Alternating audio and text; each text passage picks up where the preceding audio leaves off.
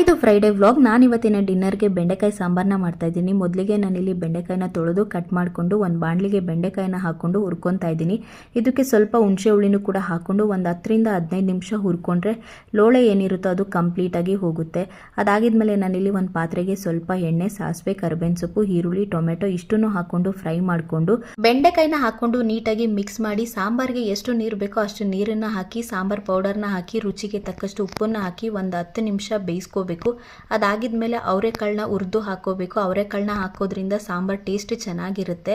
ಅವರೆಕಾಳನ್ನ ಹಾಕಿ ಒಂದು 5 ನಿಮಿಷ ಬೇಯಿಸ್ಕೊಂಡ್ರೆ ಸಾಕು, ರುಚಿಯಾದ ಬೆಂಡೆಕಾಯಿ ಸಾಂಬಾರ್ ರೆಡಿ ಆಗುತ್ತೆ. ಹಾಗೆ ಬೆಳಗ್ಗೆಗೆ ದೋಸೆ ಜೊತೆಗೆ ಹಾಗಲಕಾಯಿ ಪಲ್ಯ ಮಾಡೋಣ ಅಂದ್ಬಿಟ್ಟು ಹಾಗಲಕಾಯಿನೂ ಕೂಡ ಕಟ್ ಮಾಡಿ ಎತ್ತಿಟ್ಕೊಂಡೆ. ಲಾಸ್ಟ್ ಟೈಮ್ ಮೆಟ್ರೋಗೆ ಹೋಗಿದ್ದಾಗ ನಾವು ಚಿಕನ್ ನಗೆಟ್ಸ್ ತೊಗೊಂಡು ಬಂದಿದ್ವಿ. ಆನಂದ್ ಹಾಗೆ ಇಟ್ಟಿದ್ಯಾ ಅಂತ ಇದ್ರು. ಸರಿ ಅಂದ್ಬಿಟ್ಟು ಅದನ್ನು ಕೂಡ ಆಯಿಲ್ನಲ್ಲಿ ಕರೆದಿದ್ದೆ. ಸಾಂಬಾರಂತೂ ತುಂಬಾನೇ ರುಚಿಯಾಗಿ ಆಗಿತ್ತು. ನೀವು ಕೂಡ ಒಂದ್ಸರಿ ಟ್ರೈ ಮಾಡಿ. ಇದಾಗಿತ್ತು ಇವತ್ತಿನ ವ್ಲಾಗ್. ಮತ್ತೆ ಇನ್ನೊಂದು ವ್ಲಾಗ್ನೊಂದಿಗೆ ನಾನು ನಿಮಗೆ ಸಿಗ್ತೀನಿ. ಅಲ್ಲಿವರೆಗೂ